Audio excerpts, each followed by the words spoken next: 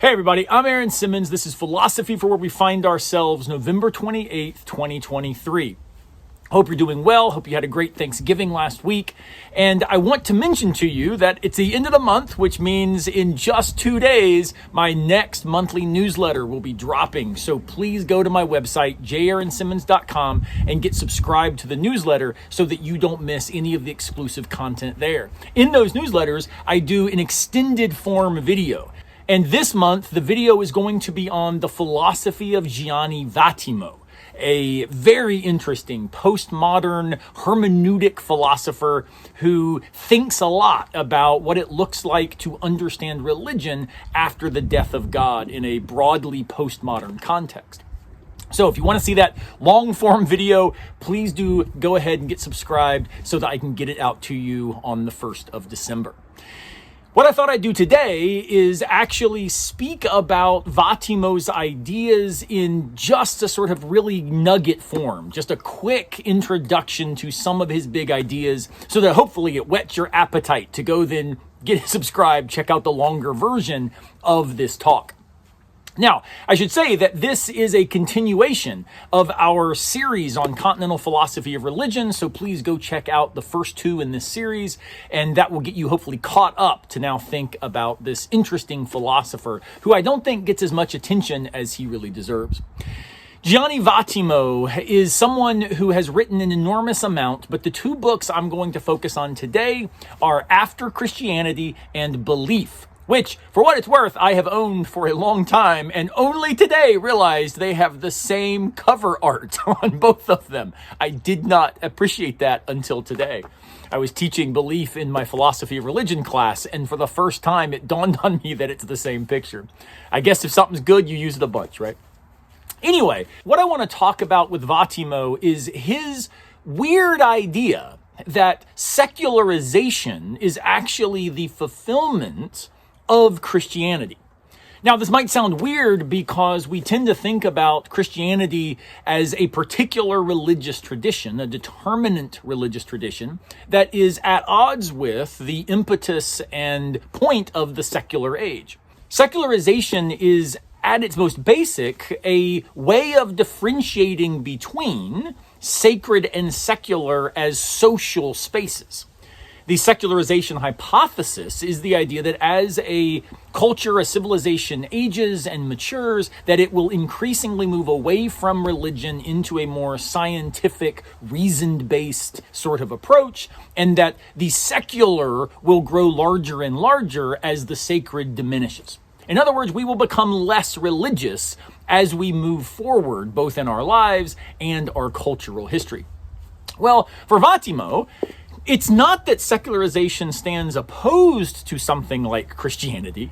In fact, secularization is the truth of Christianity for him, which I admit is a strange claim, but I'm going to try to give you just the nugget of that thought and then again work it out in the longer video in my newsletter.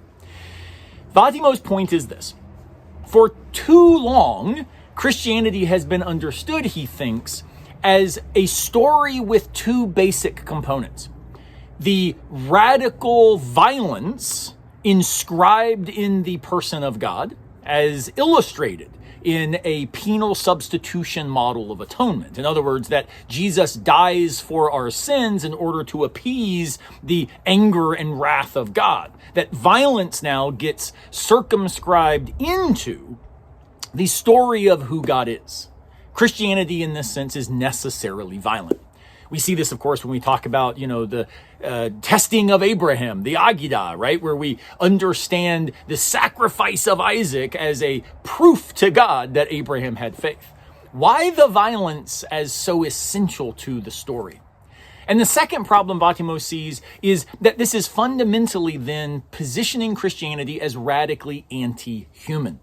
In other words, the point is to become more than human, to overcome our humanity through this violent conception of salvation. We are saved from our humanity. And for Vattimo, these 2 components of the kind of classic tradition of Christianity give him significant pause, as they probably should for all of us.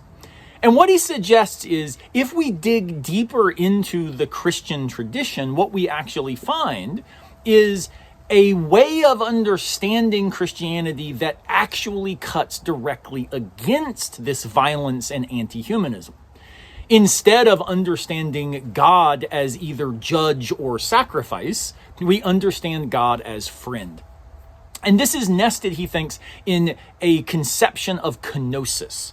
This is the radical self-emptying of God in the person of Jesus. The incarnation is not God inviting us to become something other than human, but God modeling the glory of humanity by entering humanity with us. The human condition now becomes something we share with the divine, says Vattimo. As a result, the idea of secularization, this moving away from a particular stranglehold of authoritative religion, actually is the message of Christianity, he thinks, insofar as Christianity invites us to embrace the death of the authoritative God, the violent God, the anti-human God, as we move into this radical embrace of humanistic possibility, a humanism where God walks with us.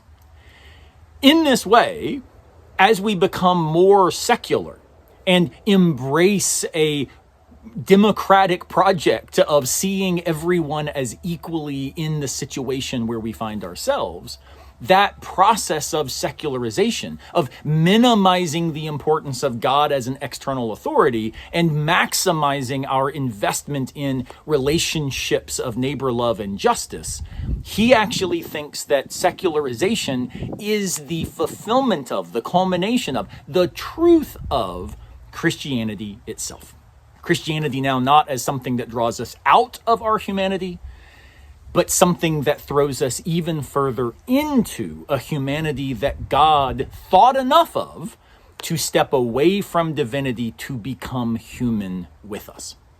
Now, there's a lot more we can say, but this idea of secularization as the truth of Christianity actually invites, I think, some important moments of rethinking. A kenotic relationship to God instead of understanding God as distant or abstract or judgmental. We understand God now as invested, personal, and relational. All right, I'm going to stop there because I don't want to give away too much of the story, but go get subscribed to the newsletter. It'll be dropping on December the 1st, and I really do hope that you will think with me about these important, complicated, and really dynamic issues that attend continental philosophy of religion, but also, in this case, maybe even how we understand religion and democratic existence. Thanks again for watching. Thanks for being part of this with me. I'll see you next time, unless a piano falls on our heads.